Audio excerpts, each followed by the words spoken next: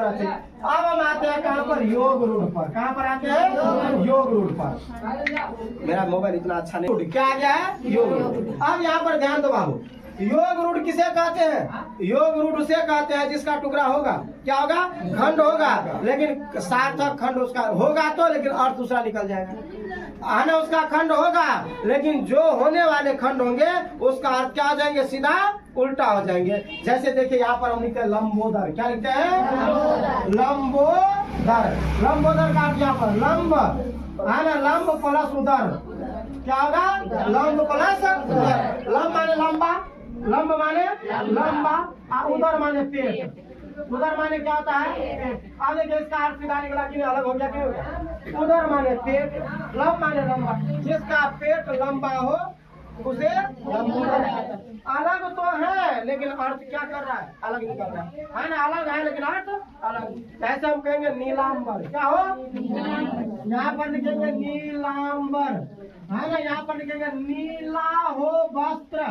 नीलांबर का अर्थ क्या आता है, जिसका वस्त्र नीला हो, क्या हो, है ना, नीला प्लस, है ना, अंबर, क्या लिखेंगे, अंबर बराबर नीला। नीला माने नीला रंग, है ना, अंबर माने वस्त्र। तो क्या हो गया, इसका अर्थ निकला कि नहीं निकला। तो क्या कहेंगे, जिसका, है ना, जिसका जो वस्त्र है ना, वो किसके तरह हो, है ना, अंबर की तरह हो। किसके तरह हो, अंबर की तरह। बड़ी से डिस्टर्ब करता है। आप यहाँ पर देखिए कितना है, 3। कौन कौन है, निरार्धक, रूढ़, यौगिक, रूढ़, यौगिक और योग। रूढ़ किसे कहते हैं, जिसका अर्थ न निकले। यौगिक किसे कहते हैं, जिसका अर्थ निकले। और योग रूढ़ किसे कहते हैं, अर्थ तो निकलेगा लेकिन अर्थ के साथ अलग अपना रूप दिखाएगा, उसे क्या कहेंगे। अब आएगा आपका उत्पत्ति के दृष्टि से, किसके दृष्टि से, उत्पत्ति। बस अब अंतिम है आप लोगों के लिए, उत्पत्ति के दृष्टि से ध्यान दीजिए। दृष्टि से सीधा लिखेंगे उत्पत्ति के, किसके, है ना, दृष्टि से, किसके दृष्टि से। उत्पत्ति के दृष्टि से कितना भेद, 5 भेद। कितना भेद है, माला का नाम बोलो, सप्तम, क्या कहेंगे, सप्तम। दूसरा अर्ध, है ना, सप्तम। और तीसरा का बोलो, पद, है ना, तद भाव और सज। देखिए ये आपका हो गया, ये 5 को बोला जाएगा उत्पत्ति के दृष्टि। शब्द कितने प्रकार के, तत्सम शब्द किसे कहते हैं, ये तो पूछा ही जाता है, इसमें से रहता है, ध्यान रखिएगा।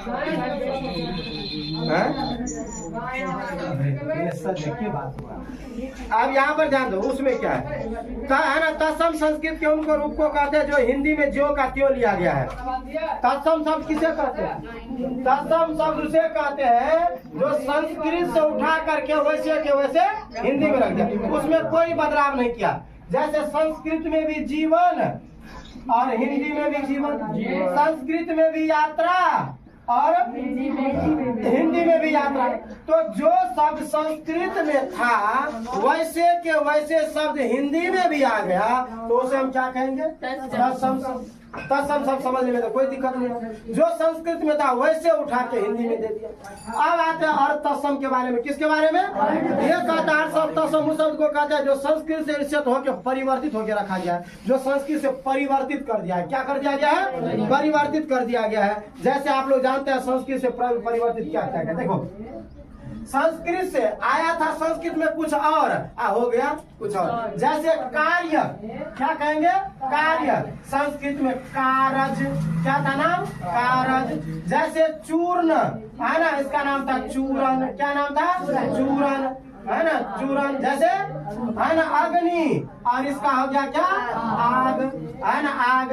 देखिए बदला है ना, रूप, रूप बदला कि नहीं। संस्कृत में कुछ और था, हिंदी में कुछ और हो गया। तो जिसमें संस्कृत का रूप बदल जाता हो उसे अर्ध तत्सम, जो संस्कृत के रूप को जैसे तैसे रखा जाता है उसे तत्सम। और तद्भव किसे कहते हैं, तद्भव उन शब्द को कहते हैं जो संस्कृत से ही लिए गए हैं परंतु हिंदी में आने पर उसका अर्थ क्या हो गया, बदल गया। जैसे आप कहिएगा कृष्ण, क्या कहिएगा, कृष्ण, है ना, कृष्ण से अब क्या कहा जाता है, कान्हा। जैसे है ना, मृग, है ना। मृग को क्या कहिएगा आप? हिरण। क्या कहते हैं? हिरण। जैसे श्रृंगाल, श्रृंगाल, श्रृंगाल को हम लोग क्या कहेंगे? सियार। देखिए पूर्ण रूप से ये नाम बदल गया है, इसमें थोड़ा सा बदला था और इसीलिए लग गया, थोड़ा बदला है, इसमें पूरा का पूरा क्या हो गया? बदल गया। इसीलिए इसको क्या कहेंगे? तद्भव। क्या कहेंगे? तद्भव। और देशज या विदेशज समझने में तो कोई दिक्कत नहीं। अपना देश में जो बोला जाएगा देशज, और जो विदेश में बोला जाएगा विदेशज। जैसे अपना में हम जोड़ते हैं क्या? लोटा। क्या बोलोगे? क्या विदेश में भी बोलता होगा? नहीं। अपना कभी थारी, क्या बोलते हैं? थारी। और वहाँ पर भी बोला जाता है क्या? नहीं। अपना के बाद नमन चूस, क्या बोलते हैं? नमन, है ना, चूस। क्या वहाँ भी बोला जाता है? नहीं। तो ये सब शब्द क्या है? देशज। जो देश में बोला उसे क्या कहेंगे? और विदेश में आप जानते हैं इसको चॉकलेट कहा जाता है। चॉकलेट। और थाली को प्लेट कहा जाता है। क्या? प्लेट, है ना। और यहाँ पर लोटा का तो वैसे है ना, वो सब लोटा पता नहीं क्या बोलते होंगे, लेकिन यहाँ पर नमन चूस को टॉफी बोलता है। क्या बोलता है? है ना, टॉफी। देखो तो ये देशज विदेशज, यहाँ पर देख लो तत्सम शब्द उसे कहते हैं जो संस्कृत से लिया गया हो, लेकिन जैसा था वैसे उतार दिया गया हो, है ना। और तत्सम उसे कहता है जो संस्कृत से, है ना, थोड़ा सा बदलाव करके हिंदी में दे दिया, है ना। तद्भव उसे कहते हैं जो संस्कृत से पूरा परिवर्तन कर दिया। देश उसे कहते हैं जो देश में बोला जाता है, विदेश उसे कहते हैं जो विदेश में बोला जाता है। तो ये हम आपको उत्पत्ति के दृष्टि वाला खत्म कर दिए, और एगो है और लास्ट है जिसका नाम है रूपांतर के दृष्टि से। किसके दृष्टि से? वैसे रूपांतर के दृष्टि से आपको नहीं पूछा जाएगा, लेकिन याद रखिए रूपांतर के दृष्टि कितने प्रकार के? एक होते हैं विकारी, क्या होता है? दूसरा होता है अविकारी। एक होते हैं विकारी और दूसरा होता है अविकारी।